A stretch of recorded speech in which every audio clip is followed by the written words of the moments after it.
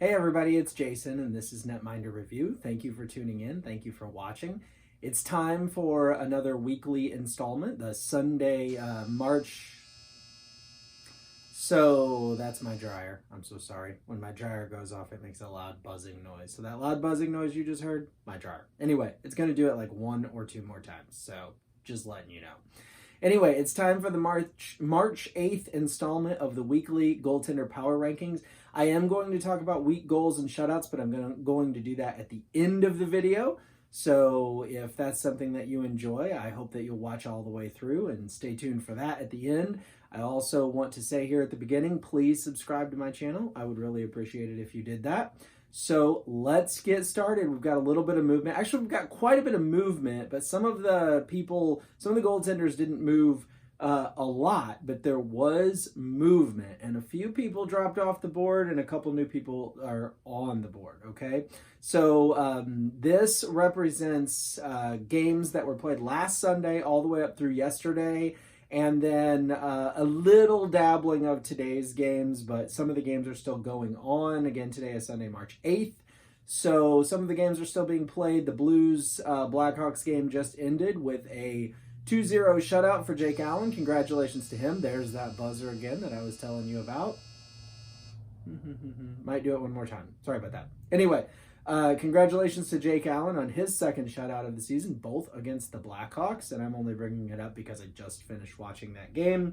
And by the way, speaking of Jake Allen, he's not on the board, and I haven't really considered him because I think today was only his 23rd start. And so this week I'm requiring 25 starts or more. But if he keeps playing like he's playing and gets a few more starts, I might have to consider whether or not he belongs on here. So we'll see how that goes. Anyway, at number 10 this week, we have from the Vegas Golden Knights, Robin Lehner. Robin Lehner. I'm kind of sitting at a weird angle compared to what I usually do, so writing on the board tonight's going to be like complicated, I think.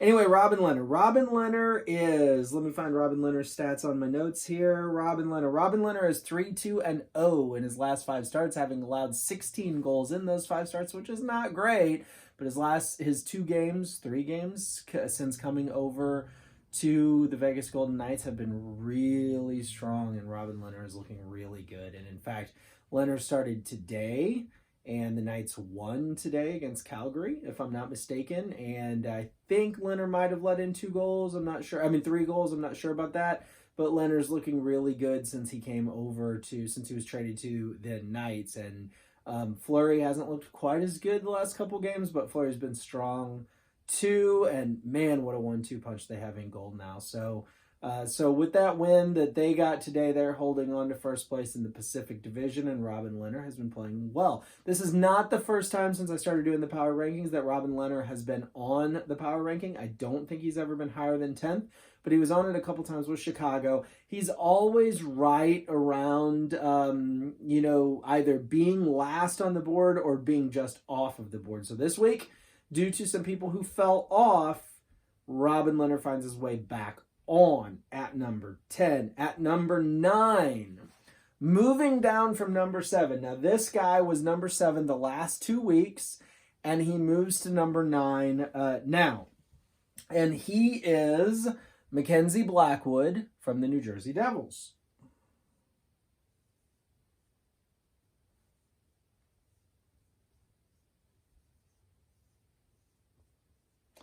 And Blackwood is 3-1-1 in his last 5 games with only 12 goals allowed, so that's not too bad. And, his statistics, he's not in the top 10 in save percentage or in goals against average, but he's just played really extremely well for what had been a mediocre team. Now, lately, New Jersey's been on fire, and they're really winning a lot of games and moving up in the standings. I know there's pretty much no hope of them making the playoffs, but boy, they have been really good lately. And, they've actually played Corey Schneider more lately than Blackwood. And I'm not sure if that's just an attempt to build up his confidence and, get him some playing time since he hasn't played a lot this year. And when he did, he didn't play very well. But when Mackenzie Blackwood's been in there, he's been good. Like I said, 3-1-1 in his last 5, only allowing 12 goals in those 5. But I do move him down because, honestly, he's just not playing as much. They played Schneider more, and he did have a loss this week. I think he had a win and a loss. I think he only played 2 games this week, and 1 win, 1 loss. So, he doesn't deserve to, just plummet and be off of the board, but Mackenzie Blackwood of the New Jersey Devils does move from 7 to 9. So coming in at number 8, and this is down from last week also, and that is also from the Vegas Golden Knights, Marc-Andre Fleury.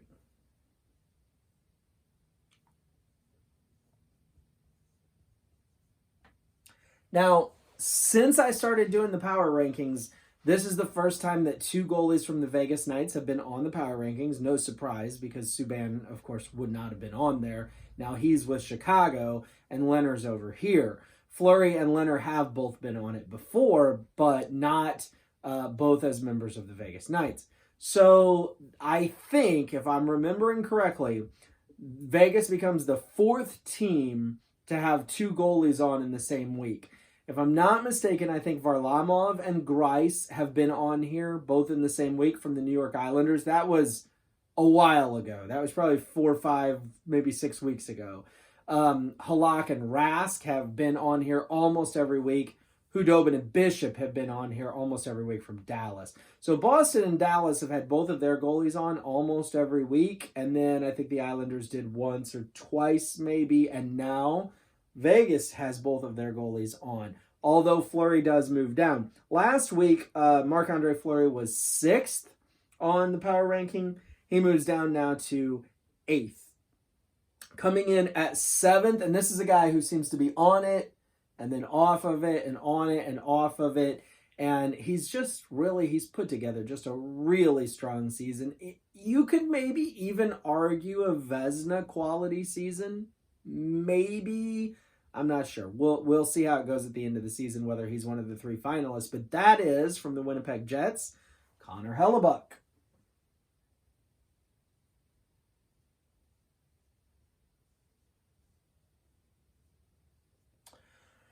So Hellebuyck is, let me find him on my notes here. Hellebuyck is 3-2-0 in his last 5 games. But forget that. Forget the record. Okay.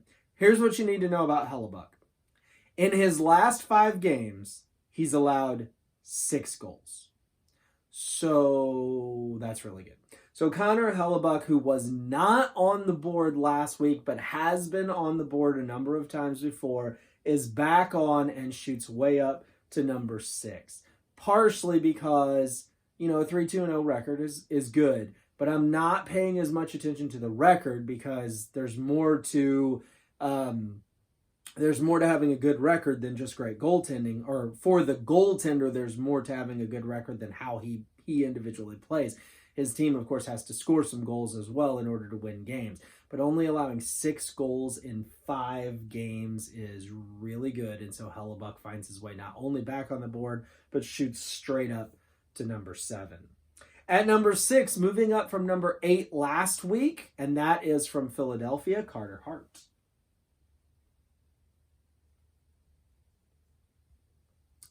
So Carter Hart is 5-0-0.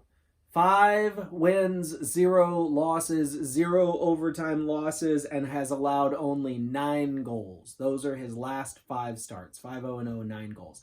That's really good. Now, Philadelphia is really good. Philadelphia is playing probably the best hockey in the NHL right now, right? If I were doing a team power ranking, if I didn't have Philadelphia number 1, I'd have to definitely have them in the top couple of, top 2 or 3.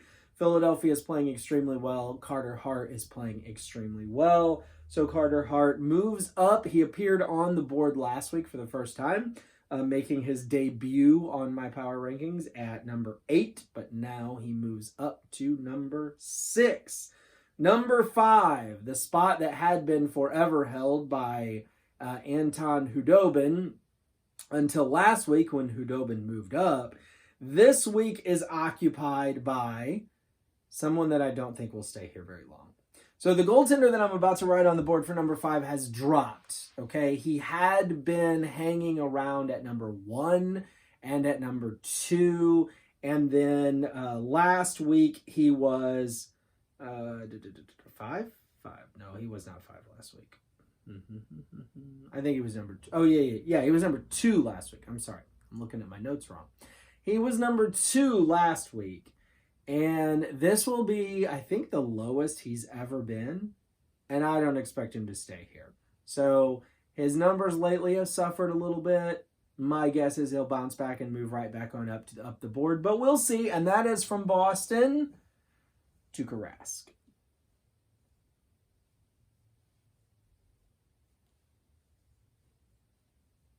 So Tuukka, who I still think he's my favorite to win the Vezina. If I had a Vezina vote right now, Rask would be my number 1 vote. And I want you guys to know, full disclosure here, I'm not a Boston fan. In fact, Boston is one of my 3 least favorite teams, okay? But I've had Rask up at number 1 or hanging around number 1 ever since I started doing these power rankings, all right? So I'm a St. Louis Blues fan, okay? I'm a St. Louis sports fan in general. The St. Louis Rams, when they existed, lost a Super Bowl to the Boston or New England Patriots. The St. Louis Blues have lost 1 Stanley Cup to the Boston Bruins. They've lost 3 Stanley Cups, but they lost 1 of them to Boston. And the St. Louis Cardinals have lost, I believe, 4 World Series to the Red Sox. Don't quote me on that, but I'm pretty sure I'm right about that. So, yeah, I don't like Boston sports. I'm not going to lie. Not a Boston fan. I am a Tuukka Rask fan. I am a Yaroslav Halak fan. And there are a couple other players I like from Boston. Marchand? No, he's not one of them. Anyway, so I am not a Boston fan, but I am trying to 100% keep my team cheering interest out of this. And I honestly believe that as it stands right now, Halak deserves the Vezina this year. And I hope if he loses it, it's not because he loses it to Vasilevsky, because while Vasilevsky has been very good and has a crazy amount of wins because he plays a crazy amount of games, Vasilevsky, I don't think has had a Vezina season. Lots and lots of wins, statistically, okay. But he's played well. Vasilevsky has played well, but not Vezina well. But I think Rask has played Vezina well. But Rask is number 5 this week. He's dropped from number 2. Well, that's because he's 2-3-0 in his last 5 games, and he's allowed 15 goals. So that's 3 goals per game, right? I know he didn't allow exactly 3 goals in every game, but that's 3 goals per game. It's not horrible, but it's not number 1 top goalie in the NHL number by any stretch. And on a team as good as Boston, 2-3-0, it's not good enough, okay? And so I am counting, whereas with some of these guys, I don't weigh their record as heavily. With Rask, I am weighing his record a little heavily. He plays for a team that is extremely good. And so when they're losing, yes, they could lose for a whole host of reasons. But in this case, some of these losses, they've been because Rask has really just not played all that well very, very recently. I don't think that's going to be the case. I don't think next Sunday I'm talking about how Rask has been continuing to play poorly. But we'll see. But if he does continue to play poorly, never fear if you're a Boston fan, because at number 4 on my board, and fantastically excellent throughout the season, is Yaroslav Halak.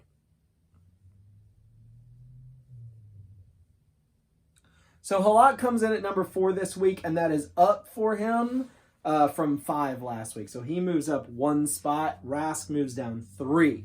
So Halak, in his last 5 starts, 5, 0, and 0, just like Carter Hart, and also like Carter Hart, allowing 9 goals. So Carter Hart and Yaroslav Halak in their last 5 starts are 5-0 and 0 and have only allowed 9 goals. That's really good. Why is Halak higher than Hart? Because Halak was higher than Hart last week. Okay, so Hart moves up from 8 to 6. Halak moves up from 5 to 4. I actually kicked around the idea of moving Halak up higher, but I don't believe the 3 guys in front of him deserve to be moved down below him yet. But we'll see what they do this week. If Halak plays, and I know he and Rask are pretty much splitting time. If Halak plays this week, and continues to win. And any of these three guys, or all of the three guys that I'm about to put on the board, start, if they falter this week, then we'll see. But that being said, number 3 is a goaltender who was number 4 last week, and he moves up because he had a pretty good week after coming off a bit of a downturn, after having been Mr. Amazing in goal, really, for 20 some odd games. He had a little downturn. Okay, he took a hit to his numbers, took a hit to where I had him on the power rankings. Then he, this week, bounced back a bit, had a little bit better of a week. And so coming in at number 3 from Tampa Bay is the guy that I don't think deserves a Vezina. No offense to you Tampa Bay fans. No, I mean this year. I'm not saying last year. Last year his Vezina is fine. This year, no, not so much. Vasilevsky, Andrei Vasilevsky, number 3.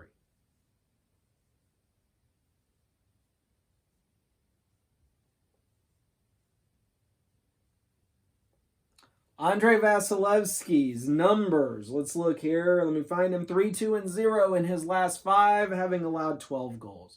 So 12 goals in 5 games is not horrible, right? I mean, it's better than Rask's 15. So 3-2-0.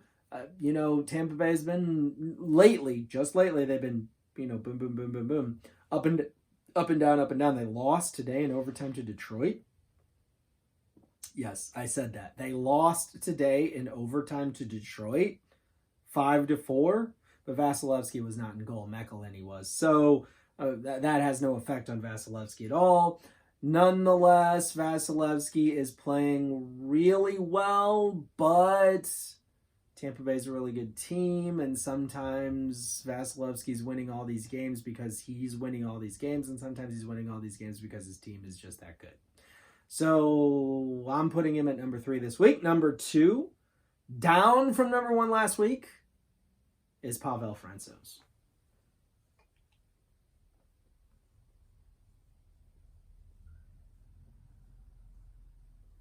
So Francouz did not really have the best of weeks. Okay, this was not a great week for Francouz. And I even thought about moving him down further. I kicked around moving Halak up, moving Vasilevsky up above him. But Francouz has been so good. And he is, he's young. He's taking over for an injured Grubauer. He's playing a ton of games. And it might be a lot for him. I'm not sure, he might be cooling off a little bit just because he's not used to playing this much. But at the end of the day, he's still a really good goaltender, and he's still playing really well. So Francouz was number 1 last week. He moves to number 2 this week. His record in his last 5 is 3-1-1, and he's allowed 15 goals in his last 5 games. But some of those have been, crooked numbers in individual games, and then better numbers in others. So lately, just this week, Francouz, not as great. So I move him down so that I can shock everybody who would never expect that I would do what I'm about to do. And I really mulled over this a lot, but I just really think he belongs there, even though he's 2-1-2 in his last 5. Now you might be thinking, wait, you're about to put a goalie on the board at number 1 who's 1-2, lost 1 and lost 2 more in overtime in his last 5? Yes. Yes, I am. And that is Anton Khudobin.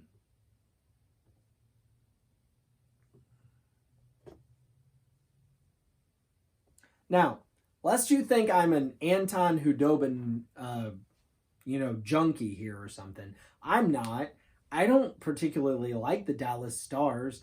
They're an in-division rival of my St. Louis Blues.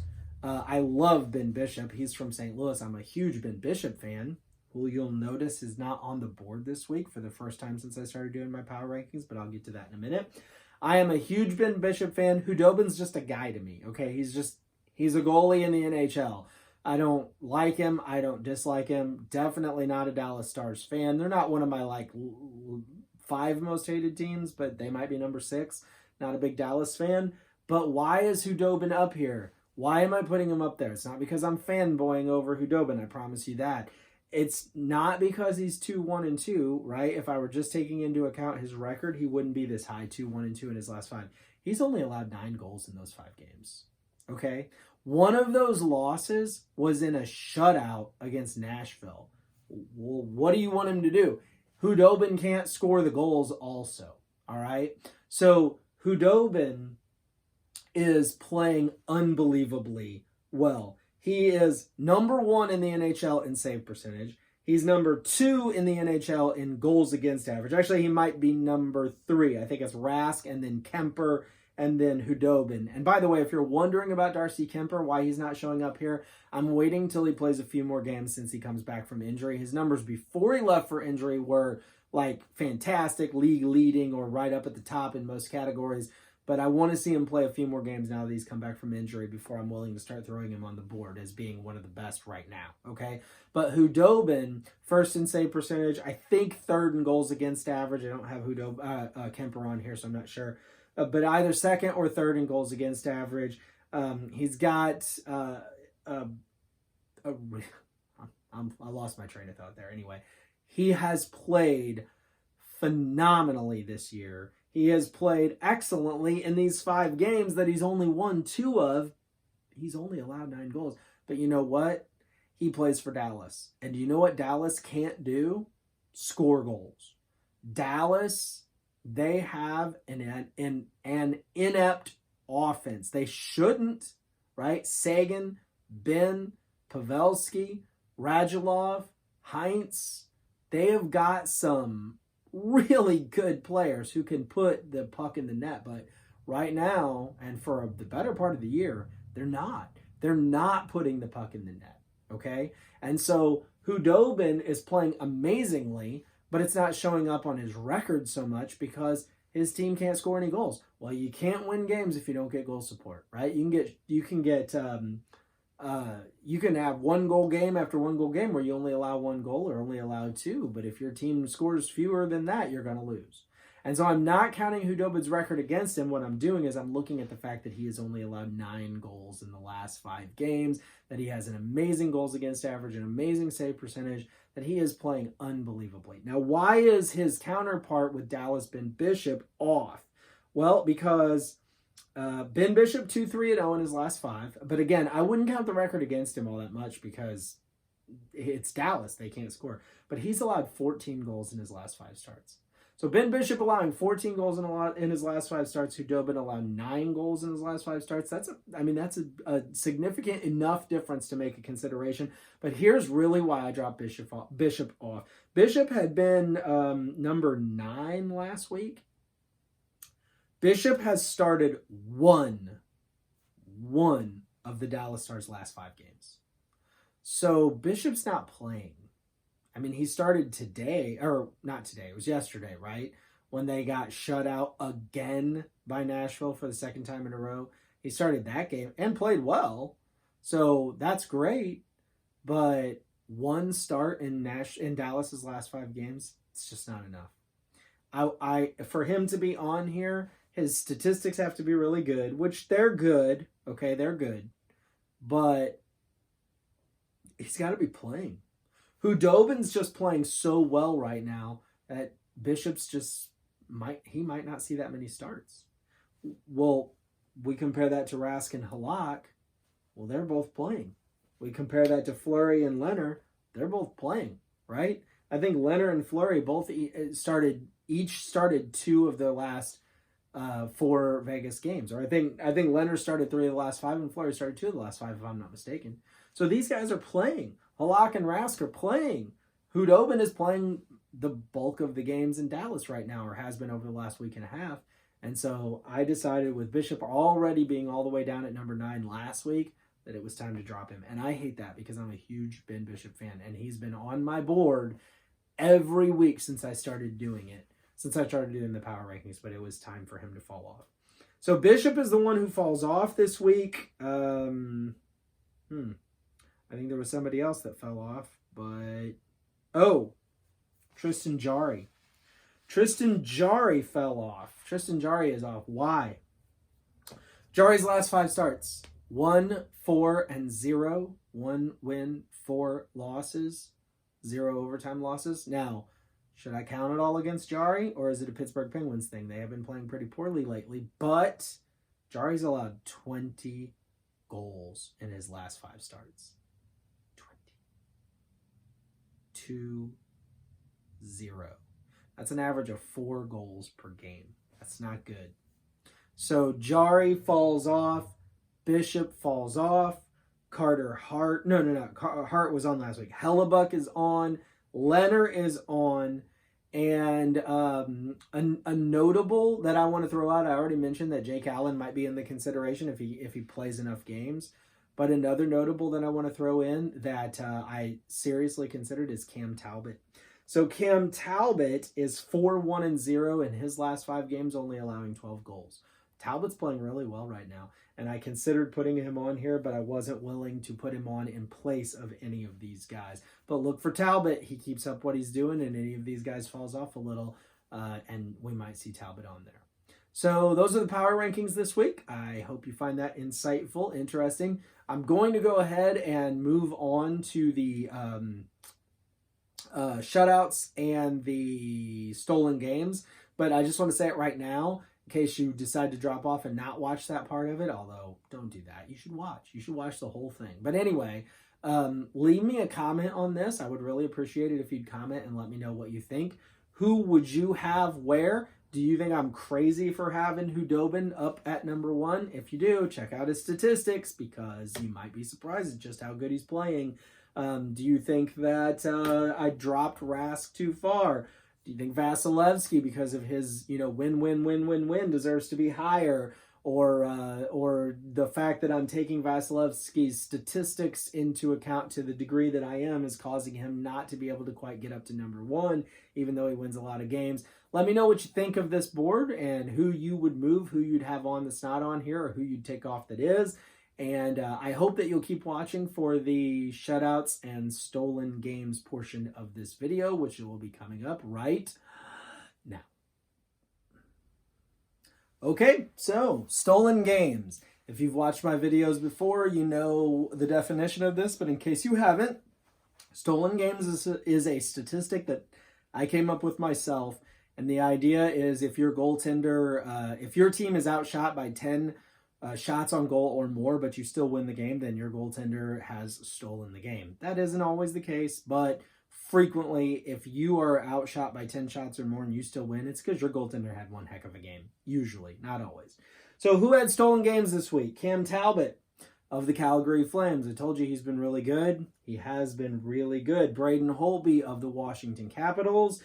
Let's see. Talbot was against Florida. Holtby against Minnesota. Calvin Peterson, the up-and-coming young goaltender in Los Angeles, had a stolen game against the Vegas Golden Knights. Mikko Koskinen in Edmonton. Now, I've got an asterisk here because he had 2 of them this week.